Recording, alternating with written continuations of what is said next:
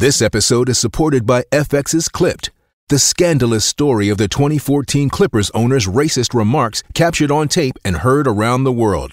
The series charts the tape's impact on a dysfunctional basketball organization striving to win against their reputation as the most cursed team in the league. Starring Lawrence Fishburne, Jackie Weaver, Cleopatra Coleman, and Ed O'Neill. FX's Clipped, streaming June 4th, only on Hulu.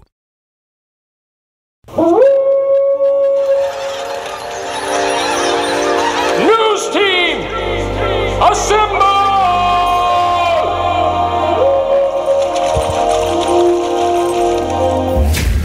It's back and bigger than ever. It's the unofficial 40 from Soonerscoop.com. Now, here's the entire Sooner Scoop crew. Carrie, Josh, Eddie, and Bob. All right, we are back. It is the unofficial 40 right here on Soonerscoop.com, where we've got a very special edition of the unofficial 40 this week. Eddie Radosevich is joining us from Arlington, Texas, where he has just watched the Sooners lay waste to TCU earlier today, and their outstanding prospect. What's Tole's first name? Hayden. Yeah, what is he? By the way, welcome in, Eddie. Josh McCuistion is Hi. actually here in studio, ladies and gentlemen. He is here in the flesh, not in Houston. We sent Eddie to Arlington. We brought Josh to Norman. George Stoya is here as well. Hello, George. What up? Fresh off of his weekend of debauchery in Oklahoma City, which we saw each other. We did. We ran into each other in the public. And I met your girlfriend. You did?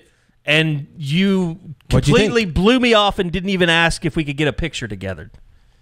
I was had been drinking. I was hoping to make your Graham that night. I had been no. drinking, and to see you in the flesh while with my girlfriend and holding a few beers in my hands, I was just thrown off. So. Was it awkward for you? I think no. Do you look at him as a father figure or something? No, Or it's that's a just like, strange thing. It was just not what I was expecting. It's like an asshole that judges you at every move or something? I was just that might be fair. hanging out, and I was just like, and you came out of nowhere. You came up behind me. Well, I just walked into the arena, and I was like, that looks like George. And then I saw someone from behind that looked like Erin. Not that I know what she looks like from behind. But I thought that might be your girlfriend. And then I realized, oh, it is George. And so I snuck up behind you and said hello. And I freaked you out a little bit, probably. Yes, but it was good. It was fun. I enjoyed seeing you. The concert was and I awesome. enjoyed meeting Erin, by the way. Lovely girl. Yeah, she's awesome. But the concert was great. I enjoyed it. I don't remember what I did Saturday. I think, I watched the Thunder lose. That's what I did Saturday. Yeah, we all did that. That sucked. Anyway, Eddie, back to my question. Where's Tole projected? Is he like a first-round, surefire guy?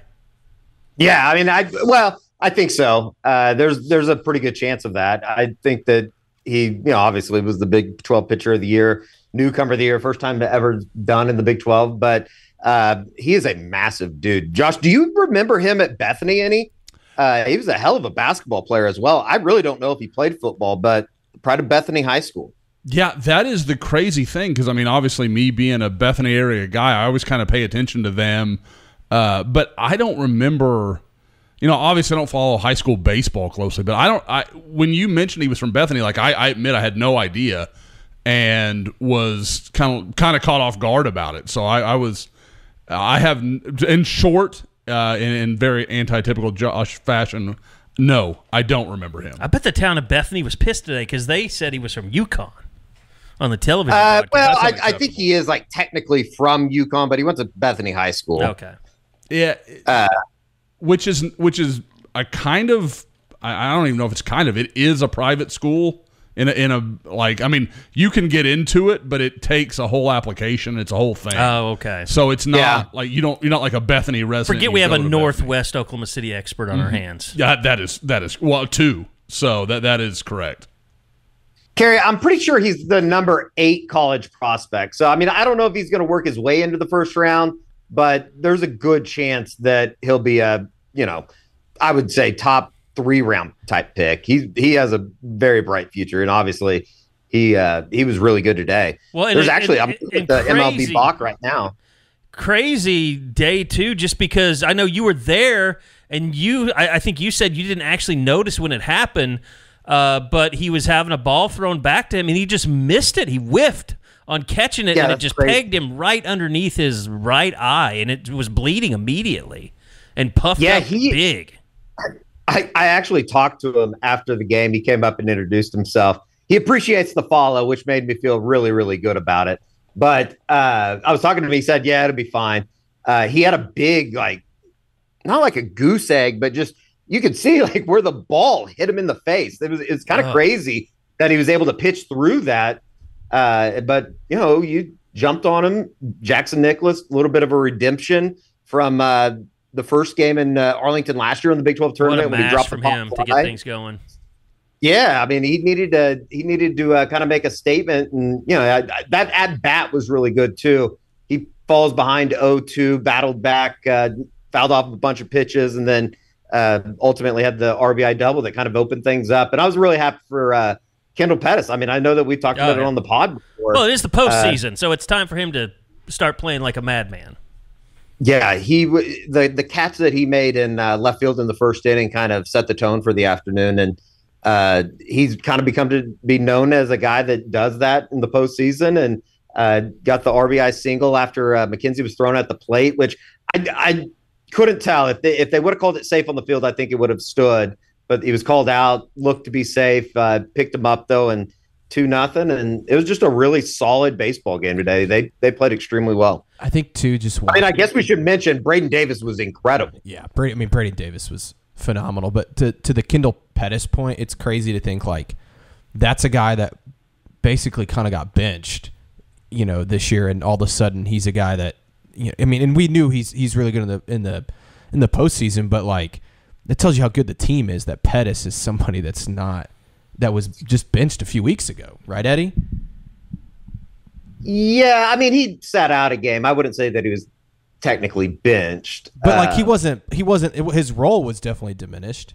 We had that conversation though, when Spikerman came back from being injured and comes back to center because Jason Walk had been playing so well at the time. Should he take over in left field? Yeah. Today it's a little bit different too because Bryce Madron's probably going to be out the rest of the weekend. He got hurt in that first game of the doubleheader against Cincinnati, making a catch in right field. So it kind of works out this week. They're going to have Kendall playing, but the way that he played today and what he was able to do with the bat and getting the RBI single there in the fourth, I thought he was really good today. And obviously he's an asset out in the outfield. Him and Spikerman both. Spikerman's wasn't as noticeable because it was 4-0 at the time. But the first out in the ninth inning, the ground that he covered to make that ridiculous. Play, he was. It and was you can tell insane. Pettis kind of got a bad read off of the bat, he was coming in much more shallow than the ball. It would have gone over his head, and somehow Spikerman noticed it. He's like, I got to get on my horse, and he really was almost in left field position when he made that catch. It was unbelievable. Yeah, it was incredible, and he made it look like a pretty routine play out there. So when Madron's in right, I would be hard pressed to think that there's a better, more athletic outfield in the country with the speed that they have between Pettis or Walk, Spikerman, and Madron. That is an extremely good outfield, and they're going to be tested probably a little bit more in the coming weeks. But it was a good start, and especially with everything that's kind of on the line for Oklahoma this weekend with the ability to lock down a top 8 national seed, which is it's insane. Okay, you guys were talking, and George, you were tweeting about this earlier, and look, this is just kind of going to be like a baseball emergency broadcast to start out because the game today, there's another one tomorrow. You got softball starting tomorrow, and Bob Bill will be out covering all that. The Super Regional against Florida State here, and Florida State's top pitcher, she put out the message there, or someone put out the message today saying that her season was done. It was her. She put it on Instagram. So they will not have their best pitcher coming into the Super Regional. If there was any hope that she might be coming back, that won't be happening. But back to the win today, Eddie, just kind of update us on everything that's happened today and what it looks like, what the possibilities for OU moving forward. And as I mentioned, the double elimination becomes single elimination. Does that kind of cause Skip to kind of take some chances with his pitching staff until he gets to single elimination play? Hey, it's Kaylee Cuoco for Priceline. Ready to go to your happy place for a happy price? Well, why didn't you say so? Just download the Priceline app right now and save up to 60% on hotels. So whether it's Cousin Kevin's Kazoo Concert in Kansas City, go Kevin, or Becky's Bachelorette Bash in Bermuda, you never have to miss a trip ever again. So download the Priceline app today. Your savings are waiting. Go to your happy place for a happy price. Go to your happy price, Priceline. I don't think that he's going to do anything that's going to jeopardize like the rotation for next week. I mean, obviously next week in the NCAA regionals, a lot more important than the Big 12. It's a good question, though, just in terms of how they kind of manage things moving forward. So they play Kansas tomorrow at 12:30. Kansas State eliminated West Virginia in the first game today. That's kind of all you need to know in terms of like Oklahoma side of the bracket. Texas just got eliminated by Cincinnati 8-7. And then Oklahoma State's taking on Texas Tech in the nightcap. So because of the way that the bracket works out, and I've never seen a bracket as just weird as this one is. Kansas and Central Florida had the day off. They were the 7 and 8 seed, and somehow they get a day off in the middle of the tournament. So OU will play Kansas tomorrow. If you beat Kansas, you move to the bracket final, which is Friday at 12:30. If you lose, you have to turn around and play at 9 a.m. on Friday morning. Obviously, and it's a double elimination against any of the teams that are still alive on their side of the bracket. So that would be, say they win, it'd be Kansas or West Virginia or who am I not remember? Oh, the team that Oklahoma beat today, TCU.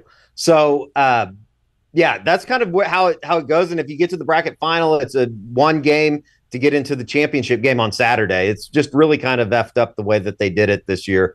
But, it sets up. They didn't obviously use any other pitchers today. Braden Davis was excellent, probably his best performance of the year, and that's even considering the 7 innings of the combined no-hitter against West Virginia on March 22nd. So they got Kyson Witherspoon ready to go tomorrow, and I think that's when it'll get interesting, kind of after Kyson pitches. You have a lot of arms and a lot of opportunities, I would imagine, here in the coming days. I was just about to ask, Eddie, if let's say they get to Saturday, who would you pitch? I know you don't know who they're going to pitch. I mean, is it a bullpen effort? Like, who are you going to on Saturday? Yeah, I mean, I would imagine it's going to be a bullpen effort because you're not going to see Davis or Witherspoon the rest of the weekend because obviously they're going to be getting ready to go for the NCAA regional. So I would imagine it would be some form of, and maybe they don't even go with Kyson tomorrow. Maybe you start Carson Atwood or somebody from the bullpen that can give you a couple innings, then you try to piece that thing together. I think that's certainly a decision that Skip's going to have to make going into tomorrow. But at the same time, I know that he's not going to do anything to jeopardize the rotation for next week. I would imagine they keep everybody on the same schedule and just go with Witherspoon tomorrow. Yeah, I mean, I got to tell you, as you were explaining the schedule, I felt like Alan in The Hangover and standing in the blackjack, table room with the figures and numbers. All the numbers. Mm-hmm. And it's stupid. It's ridiculous. It's absolutely ridiculous. It's kind of the talk of the press box is just how stupid the Big 12 is, but that's neither here nor there. It was brought to my attention today. This is the final event Oklahoma will ever participate in the Big 12. It's kind of crazy. Oh, yeah, I didn't think about that either. Yeah. Eddie, why didn't they? This might be a stupid question, but why don't they just limit it to how many teams make the Big 12 tournament? Like, why don't they? Just they did. Yeah, but why don't they make it just 10? What? Why don't they just make it like, I don't know, 8 teams or 10 teams or whatever? Oh, I don't know. I mean, I think that a little bit of it has to do with you want to be able to get as many, new members, and then you want to get as many conference bids as possible, at the end of the day. And if somebody can run through and steal a bid from another conference, I would imagine it would go a long way. I really don't know, though. If it was up to me, I would have given the top 4 teams buys, 10 make it, top 4 teams buys. You play single elimination between 7 through 10, and then you start a double elimination tournament with 8 teams. It blows my mind that you could be unbeaten going into the semifinal, and then all of a sudden you can lose and it doesn't matter that you haven't lost before. And it's a double elimination tournament, and now all of a sudden it's single elimination. That makes no sense to me. No, it makes absolutely zero sense. I don't know why they did it like that. A great start for Oklahoma, of course, regular season Big 12 champions. As Eddie's mentioned before, the ultimate goal is not to win the Big 12 tournament championship, but things start to go your way with the pitching and arms being available and fresh, and who knows how hard you end up going for it in the end. But I would say this, just from what I saw today, Eddie, it has that kind of makings of 2 years ago where you see guys that, it's just one game, but if the bats continue to stay hot tomorrow, you got to start wondering maybe if this team's building some momentum, maybe if there's a special run maybe left in this team.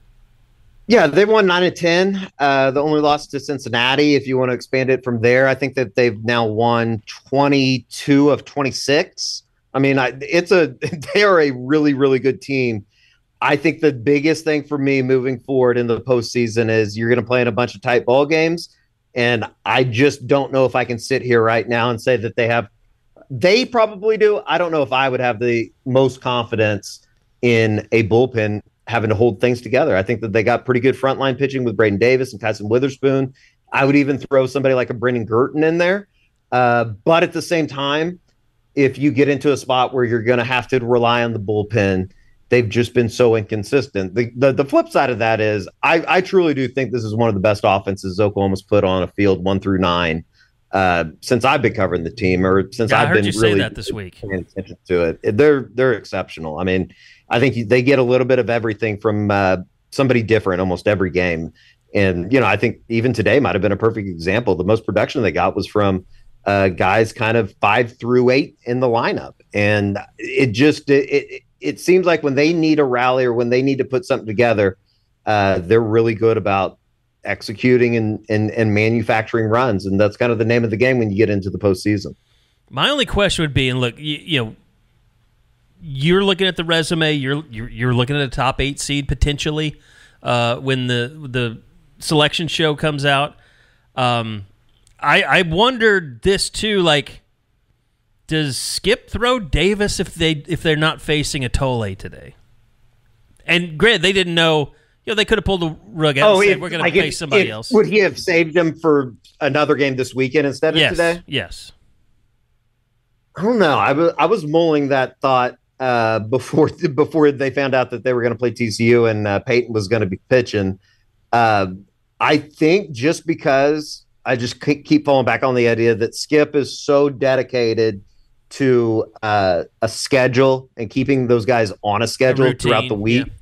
Yeah, in a routine, that I think that they probably still would have pitched him today. I'm not going to sit here and say that they just don't care to win this weekend. They obviously do, but it is so much more important about what's going to happen in the next 2 weeks, whether it be the regional or a super regional. But at the same time, I mean, they're definitely in contention, if not leading, for one of those final top 8 spots, which would be sort of incredible to think about if they end up locking one down. All right. So to wrap this up, Oklahoma moves forward Kansas tomorrow, and your expectation is just the weekend rotation remains. OU goes out, tries to have the hot bat, and just move on and see what happens the next day. Yeah, I think so. And unless they decide to push Kyson to Friday or something, but I don't think that that's going to be the case. I think they're going to just kind of run this thing out. And, Skip is always, and maybe it's kind of hurt him in some ways, but he's always pretty confident in the guys that he's going to throw out there. So I think that you see Kyson tomorrow and they just kind of rely on and hope that they can get some hot bats, which they've been extremely good here over the course of the last month and a half, 2 months. Eddie, if they win tomorrow, you think they definitely are going to be hosting Supers? It's a good question. I thought going into the weekend that they just needed to win 2 games to really solidify themselves. I haven't seen what the scores are today from around the country. East Carolina is a name to pay attention to. Georgia obviously was a name to pay attention to. They got beat by LSU in the first round of the SEC tournament on Tuesday. Wake Forest is another team that's kind of flirting out there. They're in a pool play bracket over the ACC tournament with number 1 seed North Carolina. So you wouldn't think that they're going to get out of that. If they do, maybe they are trying to sneak in or slide into one of those spots. There's like 6 or 7 teams that all could probably make a case for one of the top 8 national seeds. And I think Oklahoma's put themselves in a really positive strategic position, I guess we will say. All right, so baseball continues in Arlington. Eddie is in Arlington, so he'll continue to have coverage for you guys throughout the tournament. Softball gets going tomorrow evening at 6 o'clock. You can catch that. I'm trying to think if that's ESPN Plus, but it is on ESPN. I'm trying to think. I don't know. Maybe, softball? Yeah. Softball's on Big Network, I think, tomorrow. Are they? Okay. That or ESPN 2. Because there's only 2 softball games tomorrow night. Okay. Thursday night start. Gotcha. So, I mean... ESPN 2. ESPN 2. There you go. There it is. ESPN 2. So, keep an eye on that. Bob Prisbillo is out there covering everything for us as well. So, be able to watch that on ESPN. It's a good... stickball's having a time right now. Eddie, I think the Stickball Show has never been more popular on YouTube. Good. You got the baseball and the softball coming at you now. From 300 people that really, truly pay attention to 600, it's going to make me feel good. I mean, this time next week, you could be talking about softball in the Women's Cultural Series and baseball hosting the regional. I mean, that would be... And then the next week, it could be baseball in, Supers and OU playing for the national championship. The Women's Cultural Series, it is kind of crazy that like next week could be a really fun week around kind of the metro area with things happening in Norman and then obviously softball getting underway in Oklahoma City. All right. Well, Josh McCuistion, as we said, is in town, and he is disgustingly watching Minnesota and Dallas on the television. And Dallas just shaking his head. Missing wide open threes. Like, are you shitting me? I'm loving watching McDaniels just drop like he's on fire like Dallas was against the Thunder. So enjoying Dallas getting some of their own medicine here. That's my T-Wolves. I've always been a big T-Wolves fan. Kyrie is off though. Looks like he's decided to score. I will say before we switch into recruiting, Eddie, I'm a little hurt. I come to Oklahoma City obviously specifically to see you, and you just leave town. I know. I feel like there's some serious FOMO right now that I'm not at the Scoop offices. I did give Josh the tour. He did not faint or have a heart attack or anything. There's nothing electrical in there right now. So I'm like, okay, construction costs are not cheap, but it's when that room starts to be filled is when the terror, I think, will really set in. That's kind of where I'm at. I mean, but it looks really nice. All the crap is in here right now, which is moving to a bigger space, basically. Oh, there's crap you don't even know we spent money on. It's already here. So. That's what I'm saying. I know there's a reason that door right there. Exactly. I'm sure. Like I feel like it's one of the like in the movie where you just open the door and then like equipment just comes falling. Look, your biggest worry right now is George, because George is ready to start the biggest NCAA football streaming operation known to mankind. Yes. It's going to be awesome. I already pitched the day after the trailer came out that we make this all a screen and then couches, and we just live stream us playing NCAA all day. I'm not mad at that. I think it'd be awesome. I am buying my first gaming system in like 7-8 years. Are you on Xbox or PlayStation? It's an important decision. What were you before? I was always a Xbox guy. That just totally rings true. Android user, Xbox guy. 100%. I have Xbox. This is my core personality. Did you have a Microsoft phone at one point? Ooh, I think I might have. A Windows phone? I did not like it, but I do think I had one. I had an Android at one point too. But it was awful. But now you've known the errors of your ways. Yeah, and the only reason I got an Xbox instead of PlayStation is because it was easier to buy. Like I remember I was waiting to buy.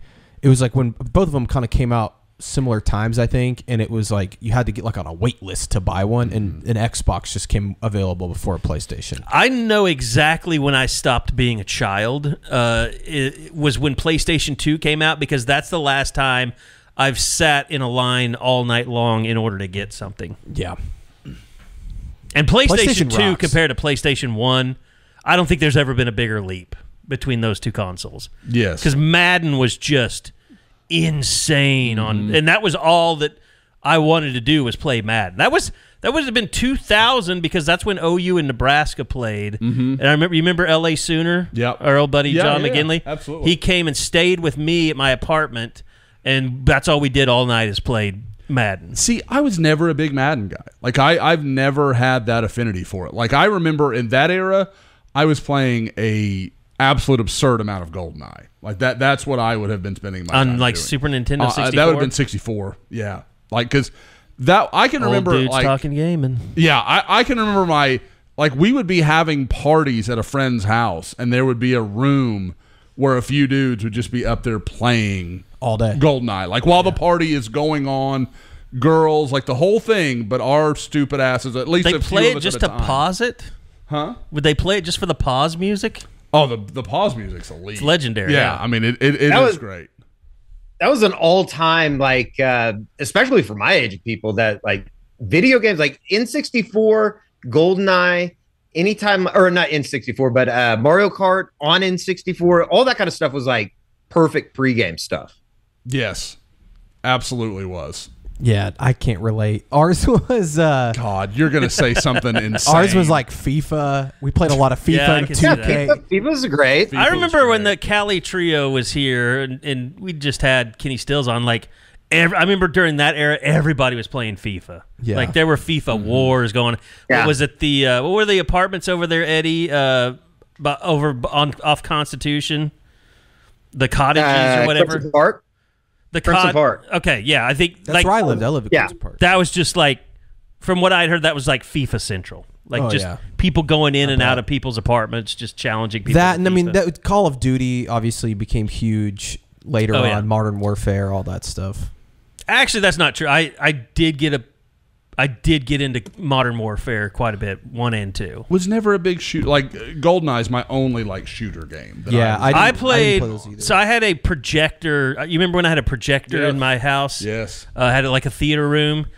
When Modern Warfare came out, I would sit there and play it until my eyes dried up from that 106-inch screen, and it was like I had to like, and they would never rewater. Like, I would spend the whole next day just with a dry eye, and it was just insane. But I could not stop playing Modern Warfare. Rocket League 2 was big. I don't know if you guys ever played Is that with the Rocket League. cars and you hit the Cars ball? and you hit the yeah. I always thought that looked stupid. It is kind of stupid, but we played it a lot in college because it was easy to just Kind of like an advancement on jump on. Mario Kart a little bit, maybe. Yeah, and we had my Wii in our college dorm, and we would play Mario Kart or Super Smash Bros on the Wii. That was always fun. We've got Mario Kart on my girls. What is it? What's Switch. Yeah, Nintendo Switch. Yeah, and we play that, and I will challenge just about anybody to Mario Kart. I do some work there. All right, we got a 2-point game now in Minnesota. That's good. Okay, so Josh, you've been tell us. I mean, you've been all over Oklahoma. You've been in Tulsa. We're doing the pod here on a Wednesday night because you were out and about all day. Yeah. I know people were like, "Hey, come over to Chakota and have lunch with me and stuff." Yeah, I got to appreciate all the lunch offers out there. Just probably like the mass CC email to all of you. I am literally running from one practice to the next. I try to pack it as tight as I can so that I can see as much as I can in a short amount of time. So today started at Choctaw because Choctaw had an early morning practice. You immediately get people like, well, what are you doing over there? Why would you, there's no OU guys there. Right now there aren't. Now they have a young corner, Dejon Green, that I really like. Physically kind of looks like Jacoby Johnson at the same point in time. And for those, that haven't seen Jacoby at OU, even as a high school guy, Jacoby was big and impressive and real long and athletic. It'll be, to me, for him, it's going to come down to speed. Like, if he can really run, he's an OU level athlete. It's just going to be a matter of, like I said, can he turn and run when he needs to? But he is 6 foot. Told me he's about 190. He's been on the track team, his entire time at Choctaw, but has not really been in the sprints. He did high jump for him this year. Went over 6 feet. just kind of high jumps because he's got to do something in track to play ball at Choctaw. That's kind of the way it works.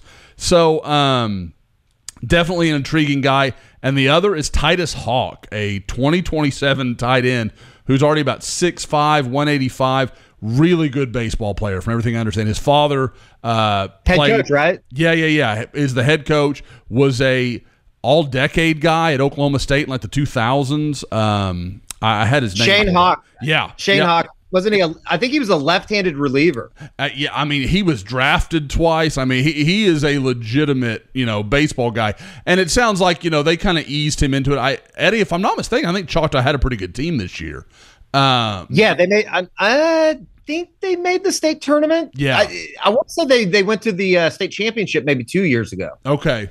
So yeah, I mean, it's a really good program. And so I think that may end up being his focus, but I can tell you, even as a young guy at a place like Choctaw that's put out a bunch of Power 5 guys in the last few years, they're kind of like, this guy can be a P5 guy if he wants to be. So it's kind of, he's just very talented, and we'll sort out what's going to be for him. And then from there, we can get into the specifics, but I went to Wagoner to see Alex Shield Knight, obviously the commitment, and then ended my day at Owasso watching Taj Overton, the big defensive line offer.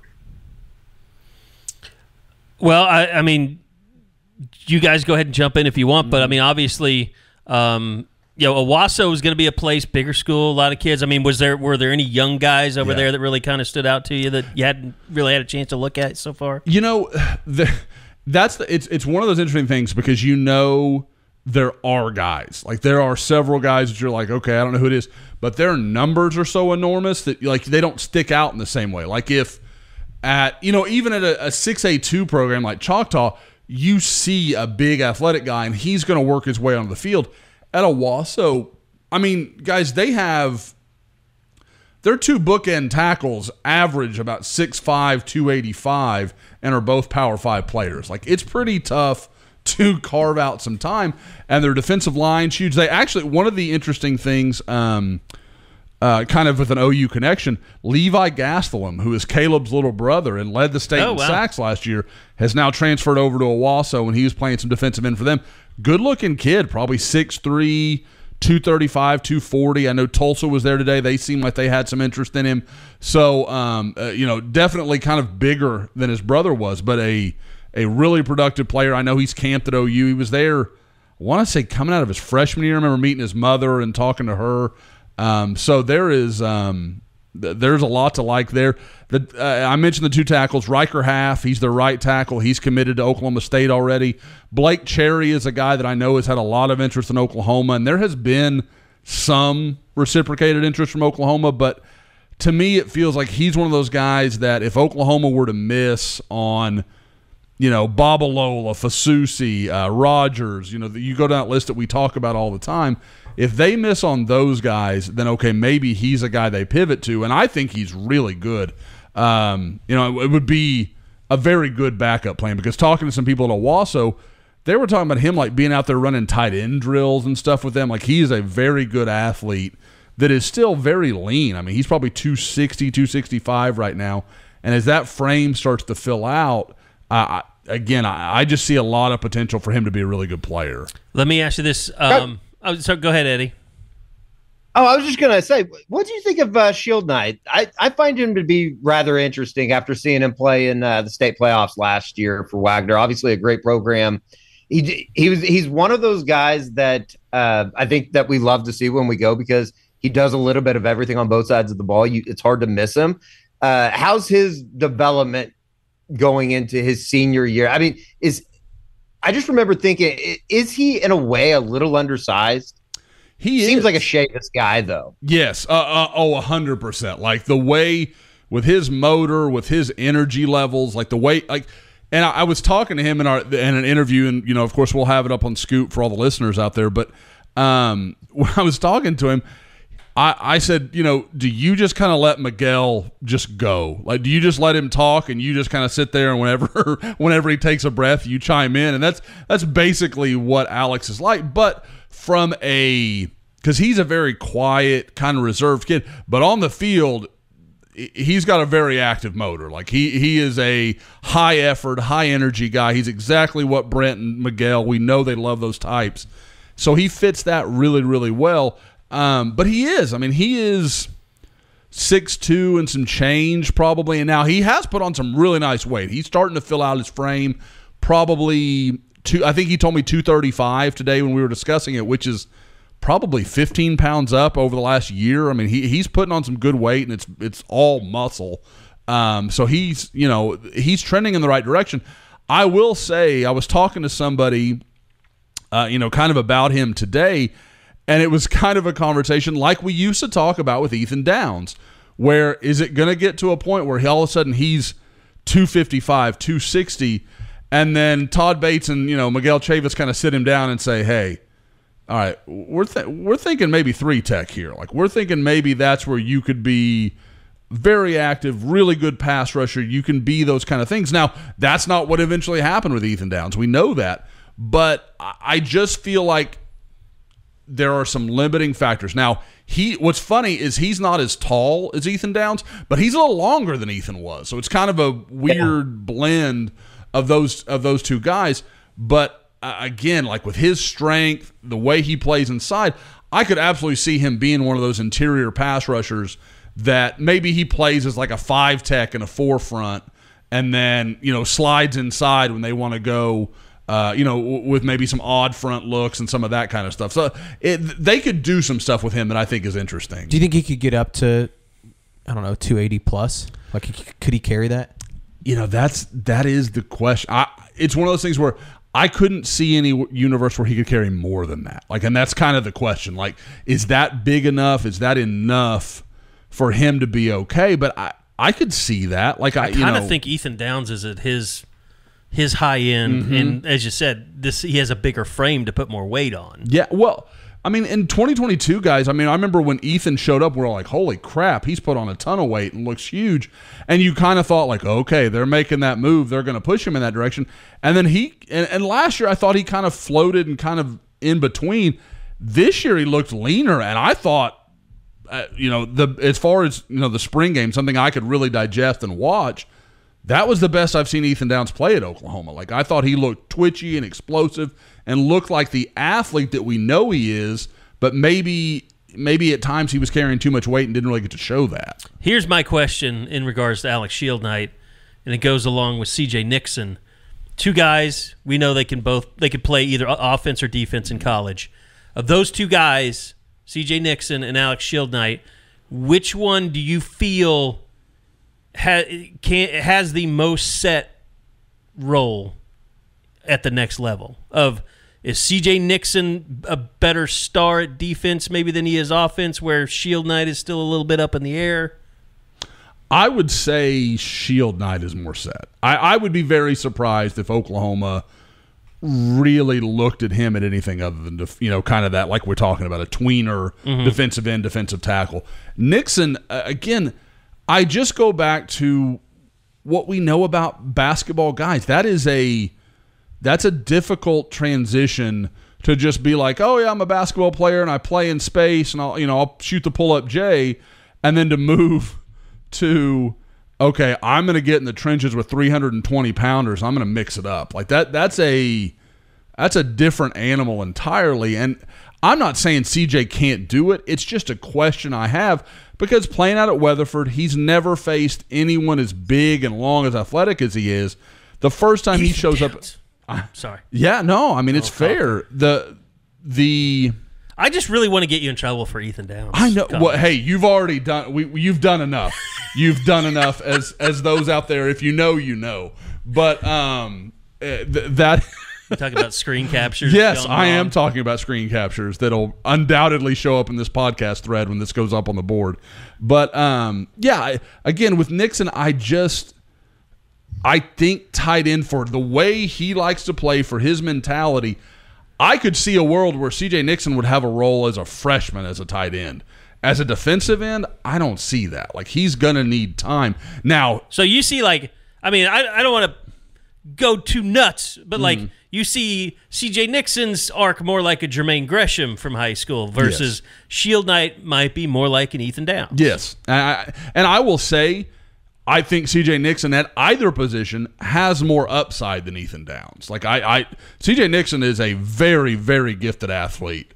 And it's not that Alex isn't. Alex just has to use the kind of popular terminology these days, a lower ceiling. I just don't think now. I would say his floor is higher because at the same time, I don't see a world where Alex Shield Knight isn't a useful college football player. Do I think he's like a 3-year starter? No, probably not. But do I think he is a rotational guy? A lot in the way that I talked about Landon Rink. Kind of the same idea of this guy's not ever probably going to be a superstar, but he can be a really solid, steady player, and probably from fairly early on. Go ahead, Eddie. I will say, just on top of the Alex Shield Knight stuff, one of the best moments I've ever had with somebody after a game when I was talking to him. It was the night that he committed to Oklahoma. I think we asked him if he was going down to the OU game the next day, and he's like, "No, I got to go duck hunting." It was a pretty funny moment, and for a kid from Wagner, it's like this is absolutely perfect. I have a question, Josh. Mm-hmm. This is a little off topic, but he is an Oklahoma guy. What the hell happened with Antoni Ogumoro? Is that how you say his name? Did I say that right? I think it's Ogumoro, but Ogumoro. Yeah, I mean, other than that, you're as close as anybody's going to get. That's fine. Not going to OU. Who cares now? Why you bring it up, George, communist? Why do you hate OU, George? Hey, what happened? I think so. For several weeks, this has felt like Oklahoma. Like it just talking to him, talking to sources, it all matched up, and I talked with you guys about him really referencing a lot of how much he liked the family. His obviously very big family kid, spends a lot of time. They've traveled a lot. I think it's made them a very tight group. And he talked about how important that was at Oklahoma and how much he really kind of felt the soul mission and all those things.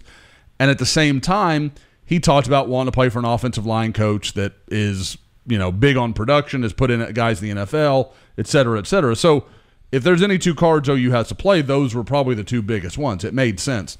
Now, I will say until the last week or so, I heard no mention of NIL. It just didn't come up. And I'm not saying the family mentioned it at all. That never was something they mentioned. I certainly don't think they were out there like some of these guys really pushing that line. I don't want to present that at all because that's not my impression. But in speaking to someone kind of familiar with it, it sounded like of the schools he was really seriously considering, OU was kind of at the lower end is what it was, what it was told to me. So I think that definitely had a role, largely because we know Tennessee's collective is about as well organized and well funded as just about anybody out there. They do a great job. And so I think that clearly had an impact in this situation. I don't know that I would say that's all of it. I think people forget that this is a kid that has spent more time in that general area of the country than he has Oklahoma. This isn't a guy that grew up in Oklahoma. There's not all these connections. And frankly, Tennessee's been recruiting him longer than Oklahoma has because they knew about him. Oklahoma didn't really get involved until he showed up at Elgin, in like late December. Like that, they just and offered him, 2-3 months ago. So there's more to it than, this is an in-state kid, you lost him. But guys, I'm starting to have the question, and I'd be interested to hear what you all think about it because I know how much, we've just got done with the portal and covering all of that. Is there anything to Oklahoma having to accept that they're going to have to do some of the same things on the offensive line that they've done on the defensive line, where they got aggressive with Jaden Jackson and David Stone and Dominic Williams, and they kind of said, hey, we're getting these guys. Whatever we've got to do is whatever we've got to do. And I'm not saying this kid is that guy, but if you go out this summer and you don't get Haywood, Babalola, Fasusi, any of these guys that we've been talking about, that I don't want to say can't happen. That really, really shouldn't happen. I think it's two things. First off, they've shown the willingness to be aggressive as aggressive as anyone in the portal. Are they going to get to that point with high school kids? And I don't know. I think it's easier for Brent and it's easier overall for the staff to say this kid has proved himself, and even down to Curtis Lofton, if he's making evaluations, like to say a guy has proved himself and has shown that he can be a difference, make a difference at this level, I think they're all for paying that. Now, if it's a 5-star David Stone, I think we all believe that, you went above and beyond with him. Ty Haywood, you're going to get into those kind of guys. Yep. I think they're willing to play that game. But here's my question, is it seems like the only position they haven't really done it, or that they haven't landed some of these guys, is offensive line. I think on offense, there been to land though? That's the thing. You're talking about recruiting. Yeah, they're doing well. High school recruiting, they've been doing well. Now, are they going to close on those guys? We don't know. Yeah. But there just haven't been the tackles in the portal. They went out and got Spencer Brown as fast as they could. But I'm talking about Lance Hurd. They missed on Lance Hurd. In the portal this last winter. I think that their class last year on the offensive line, Josh, you could speak to this better. They missed on some guys. A bunch. I think that. But how many did they bring in though? And I'm not saying they were all top of the line guys, but they brought in a lot of transfers on the offensive line. They've been active. I'm talking about high school recruiting though. Yeah. I feel like that they missed on some guys at the high school level. But I just think that you're not seeing – I'm just saying you're not seeing this issue brought up as much as you are on the offensive line. And maybe they go out and they get a Ty Haywood. And maybe, Ogumoro is a guy that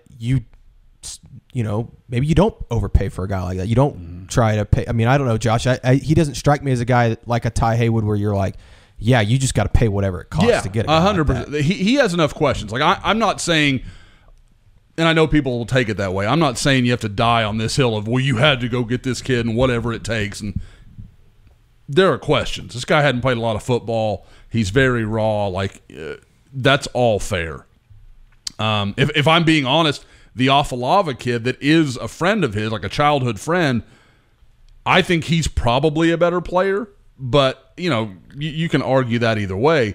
But to me, like I said, and you guys are right, they keep losing these battles. And it feels a lot like where we were with the defensive line last year, where, guys, by the time David Stone's decision came around, it was like they're going to mess this up. This is going to go wrong. Something at the 12th hour is just going to beat them here. And that's kind of what it feels like, because when I look at Ty Haywood, that situation is setting up really well for Oklahoma. I've talked about Alabama for a long time. I don't get the impression that Alabama is that tight in this thing. I don't know how engaged they are.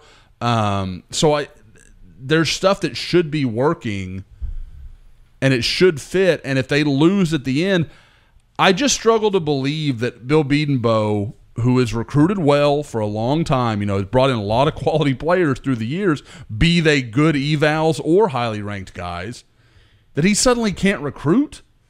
Yeah. What's been the thing that's changed? It's NIL. At some point you've got to give him some help to push these things over the finish line. And I think, to just be blunt about it, I don't think we know the answer of is this a situation where Brent's saying, oh, well, we're going to spend our money on defensive line and not offensive line, or is it Bill saying, oh, well, I don't want to adjust to the way that NIL works? I don't think we know the answer to that, but at some point you have to, and I think Oklahoma knows this, you have to win in the trenches, and you have to pay these guys. And this is a year that they, like Josh has said a million times over the last couple of months, this is a class that you just cannot miss on. There's too many good guys in your backyard.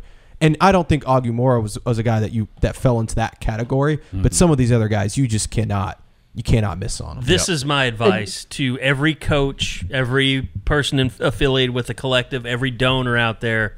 Right now, do everything you can to get players, because the way things are changing quickly, I don't want to get too far into the weeds because I know people hate that about what's happening and changing in NIL, but it's pretty clear that once universities have control and players are employees, they want to do away with collectives. So this whole system that everybody has been trying to perfect over the last few years it's getting ready to take another 180 in a completely different direction. So you can buy players right now. You can tamper. You can do all that stuff that we tell you to do. We probably shouldn't. But take advantage of it because it might not be there much longer. If you're worried about, I don't know how much longer I can, take this because my great-great-great-great-grandchild might not be able to go to Harvard, like, all that. No, pay now because you might not be able to keep paying for more than 1 or 2 more years. Yeah. You got to take advantage of it while you can.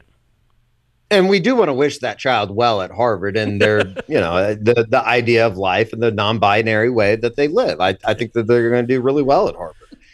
I will say though, directly, just DM Eddie directly. With the Ogumoro thing specifically, before we kind of close that this portion out, do we think that it was maybe a situation too that they just said, you know what, if Tennessee's going to go with that number, we're not even we don't think you're good enough, A, and B, to a certain extent, we feel pretty good about the guards at Oklahoma right now. I think there's some of that, Eddie, and I also think OU has prided itself, as much as we've talked about they have been more aggressive in NIL and paying, like they still prioritize other things. They have over limits. NIL. Yeah. Yes, and I think that especially when it comes to a player like this, where it's like he could have been, look, this kid may go and prove us all wrong, and he's a great player, but this is not David Stone, like this isn't a kid that you're like, okay, we're willing to overcome. And I'm not saying David Stone was begging for NIL money, but like, you know what I'm saying? Like, it's not a situation where it's like you're going to, when David Stone comes into your locker room and he's a bonus baby, everyone can look at him and say, well, he went to IMG and he was a 5-star. Like, yeah, they had, and everybody else was out to get him too. So whatever he got, he earned it. This is a guy that you overpay for this guy. And I think that's kind of, when I said limits, it's not really limits. I didn't mean to throw that on top of what you're saying, because what you're saying is correct. They value other things besides just being the highest bidder. Right. And they value not upsetting. It's just like with I forgot his name now. Dominic Williams? No, Jermaine Lole. Lole. Jermaine Lole, like, all of a sudden another player came in and his deal wasn't good enough anymore. Yeah. And so they were like, well, we can't have this being a distraction in the locker room, so we're not upping our offer. So if you have you want to go somewhere else, you're free to do that. And I think it's also fair to say that some people think that's the right way to approach it, and there's other people that say it's the wrong way to approach it. And we are not going to know if that is a good thing or a bad thing till down the line, because there are schools that they don't give a shit, like a Tennessee or an Ole Miss or Missouri, Missouri went out and got a really good linebacker in the portal today from South Alabama. Like, they're just saying, screw it, we're going to pay. We do not care. And they're taking guys that, other teams, I'm sure, like OU and their evaluation process, they would be like, I don't think we really want to pay that much for that guy. Like, they're trying to be discriminating, I guess you could say, a little bit. Well, and guys, with what you're saying, if you're trying to build by this model, wouldn't you prioritize the high school with the NIL? Like, wouldn't that be the idea? Because you get them the longest. Yeah, and you're saying you're going to be in our building for 3-4 years, whatever it may be, and you're going to be part of the culture, rather than a guy like Dominic Williams, who, let's be honest, is going to be on campus for about 6 months and probably may or may not ever come back to Norman. Might not even play in a bowl game if you're not in the college football playoff. And I'm not. Hopefully that's part I of love NIL. that they went after Dominic Williams. I don't want that to be like that is the way. But it's a hired gun situation. Yes, it's not 100%. It's not a family member, I guess you could say. I think all of that goes into consideration. But I think what George is saying is, like, for certain players, they don't want to overpay. They want to make their money count. And I think even the big money donors, as much as money as they have, they're on board with that. They want to get the most bang for their buck. Sure.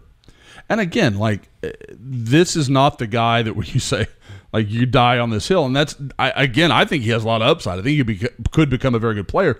The other side to consider is, we talk about you can't find things in the portal. You can find guards. You can find guys to play guards. But you can't find a tackle. You can't find tackles. Yeah. That's why if he was Ty Haywood, man, if NIL is why you lose, you've got to either figure out maybe, okay, we can't recruit those guys anymore if you're not going to compete on those kind of numbers.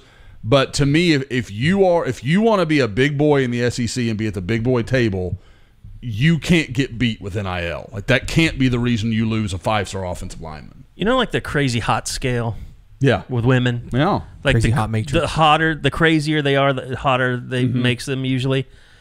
I think the college football NIL scale should be the Dabo, Florida line. Like, if you're a little bit too much of both of those, you're screwed. We could call it the Dabo Rashada Index. Yes, the Dabo Rashada Index. Yes.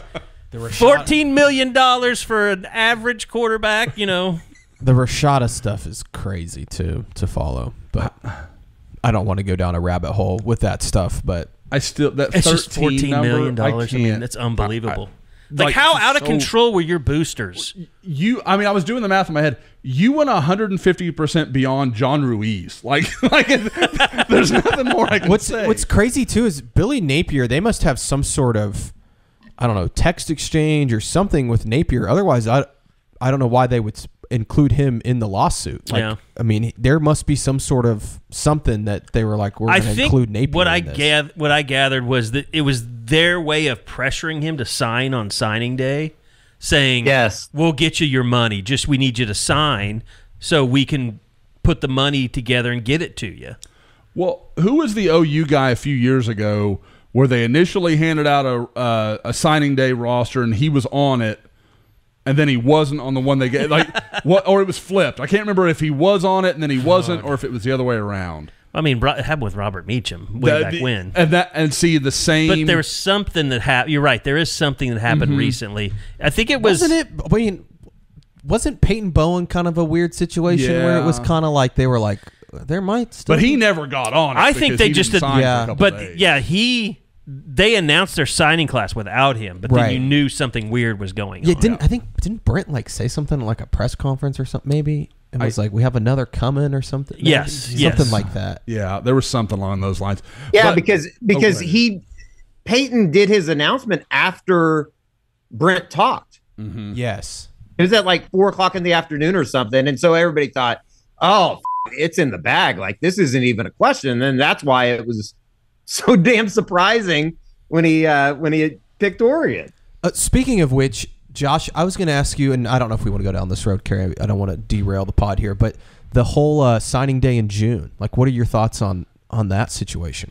I love it. I think again, because we all know these guys can. It's not like the 10 years ago I said I hate this because this is trapping the kids. They can't get out of it. They're stuck in their letter of intent.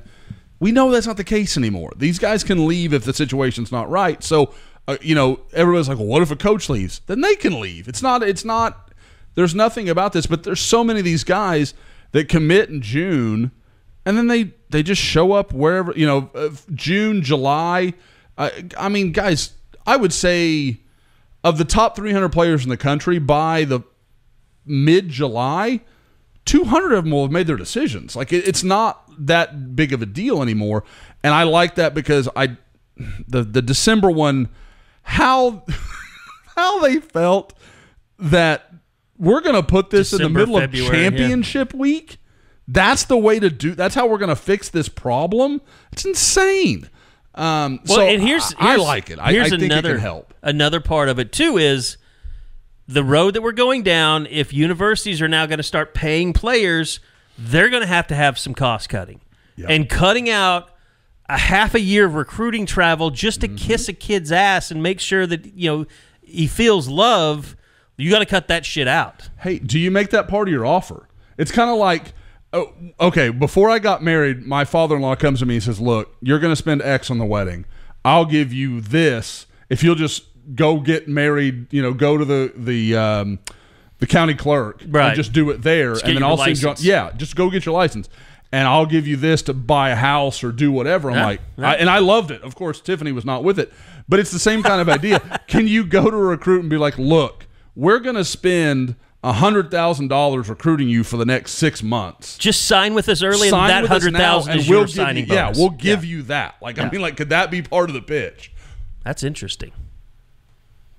I think we're solving college football's crises here on the Unofficial 40. Somebody's at the door. I think it's the NCAA. They're upset. They want this to be their idea. Yeah, but no, I mean, it's cost cutting and how that's going to change. It's going to be really interesting. Whether it's departments or personnel, who is in an athletic department moving forward, because the most important people are going to be the marketing people and the people who raise the money from the donors, because that's who's going to help and the TV people. I mean, the TV contracts, which are they've already perfected how to do all that stuff. By the way, it was an interesting note. Another side note: TNT.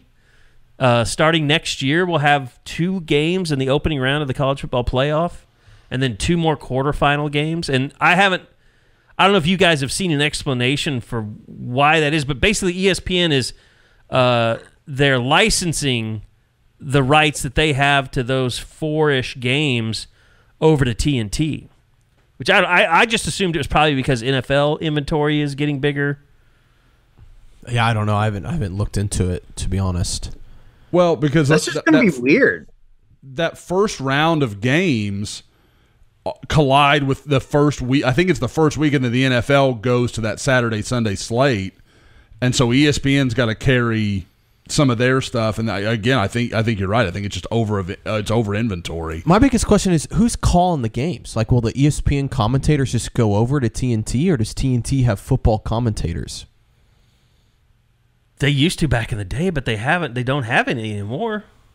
Charles Barkley. I just want Charles Barkley in the booth. Is Turner part of... I mean, they're going to go out and hire like Bob Stoops, I mean, he'll be ready to get back to broadcasting. Is Turner part of like the CBS network? So would it be CBS? Well, no. Okay, so Turner, whatever Max is, like Paramount is CBS. Max is like HBO... Turner. I guess I always just thought Turner was part of CBS stuff because of the March Madness. Yeah, that's just an arrangement that they have, I guess. So then I wonder if they have the same arrangement with ESPN for the college football playoff, and that would mean that they could just cross announcers there, basically. I mean, would you have just Kirk Herbstreit doing a TNT game? Maybe? No, because I think what's going to happen is ESPN ABC is going to take whatever the biggest game is, and they're going to let them have the secondary game, the 12 seed playing whoever they're playing. And so I think that then it's like, well, is that what's his name? Who's the backup? Who does the second biggest game for ESPN now? Well, there's Dusty and no, not Dusty. Blackledge. Todd Blackledge, he was. Whoever does the second biggest Mark game. Davis. He's not number 2 though. I don't know. Maybe I have no idea. That was my biggest question. Was like, well, who's doing the announcing? Well, CBS doesn't have SEC anymore. Maybe TNT would hire them. Yeah, I don't know. But would ESPN want that? Or would ESPN... I wonder if ESPN has some sort of deal in place where it's like, you're also going to use our announcers. We'll just have to let it work out because there's too many unknowns. But I do think Inside the NBA, though, should do the pregame show. Pregame and postgame. That'd be awesome. I think it'd be great having Barkley. Just talk about college football. I think he follows it as much as he does any other sport. Shaq with LSU. Yeah. Be fun. Oh, my God. If you had an Auburn LSU game and just those two as your color guys. Be awesome. Draymond Green, but Michigan State's not any good if he becomes a part of that crew. Anyway. All right. Well, Josh, anything else recruiting-wise that stood out to you today where are you headed tomorrow? Yeah, tomorrow will be today was a lot of names that I think OU fans will learn in the coming months and years or whatever. Tomorrow, going to go see Carl Albert. Going to go see Ogumoro, which was kind of going to be a thing, but now just going to get some pictures and watch him a little bit and that kind of deal. But going to see Carl Albert. So you get to see Tristan Haynes, you get to see Trinae Washington, get to see Marcus James. Hope to catch up with all those guys. I'm what else will be there beyond Elgin and Carl Albert? Not a lot to see, but usually there's one or two other campers, or not campers, but teams that show up with a guy that, is interesting. We'll kind of watch. But obviously Carl Albert would be the focus. They've got some young guys they like as well. And, they're a machine at this point in time. So, and then, for those that don't know, I literally go home. I'm home for about 4 or 5 days, and then I'm going to come right back up here. And I think there are 4 team camps I'm going to next week. Like, I'll see Bixby, I'll see Union, I'll see Jinx, all the big boys that you're kind of wondering when I'm going to see. That will probably come next week. Is that when the Mustang camp happens? That is, Santa Fe's got a camp. The Mustang camp has pretty much died, which is crazy. That used to be like such a fixture for me. But yeah, there are. I should see our boy Jalen Ross at Southmore. I'm going to see them. Oh, good. So yeah, so there is plenty still to come, and then obviously, then from that point we turn our focus into OU summer camps, 5 days of camps where we know they're going to have a bunch of offer guys there. They do a good job bringing players up. That's when, last year you first saw Ryan Foje, Jonte Newman, a bunch of these guys that we now know are, very clear OU targets. Well, very good. I'm trying to be a grown-up, so I won't ask about any other people you might have run into out on the recruiting trail. Eddie, anything you want to add before we get out of here? Really need Minnesota to cover 4.5.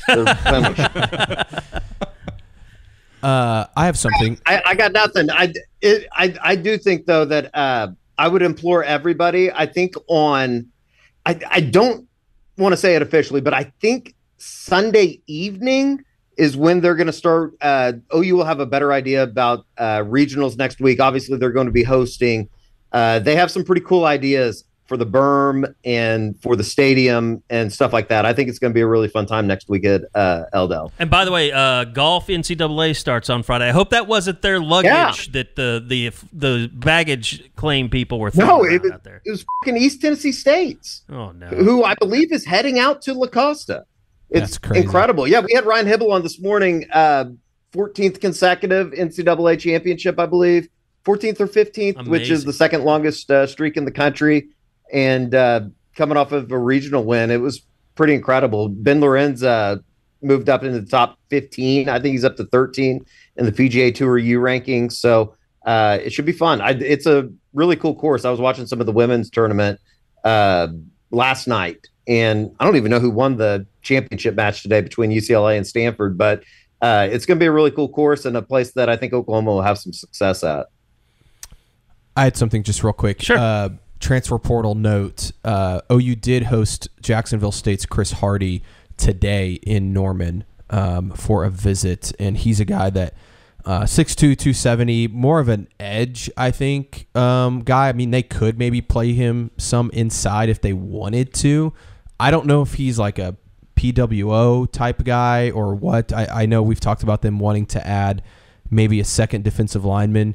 You would think maybe with Zach Alley here, maybe that would be a bigger possibility because he knows him and has played for him. Definitely. I know that Ole Miss, PWO part. Ole Miss is very much in the race. UCF is very much in the race as well. OU's kind of come in late, and I think it's kind of one of those situations where, Aiden Huntington came in this last week. I don't think OU is super interested. He ends up at Tulane. Brandon Lane came in. I don't think Brandon Lane ever made it to Oklahoma, but he was somebody they were kind of interested in.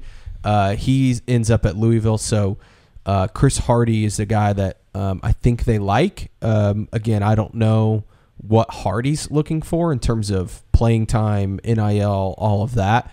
But super productive at Jacksonville State. He'd be a grad transfer, 33 tackles last year, 8.5 sacks. Not the biggest guy, like I said, but was a pretty good playmaker for Jacksonville State. So he would be somebody that maybe you could get into the rotation. So we'll see. I have no idea what the timeline. I would assume he'll make a decision soon, though. All right. That is going to do it for this edition. And I apologize that we were a little bit later in the week than normal with all the travel. We've got more of that coming up. I know we're trying to get George to Destin, Florida for the SEC meetings. I'm going to be in Nashville next week for the On3 Elite Series.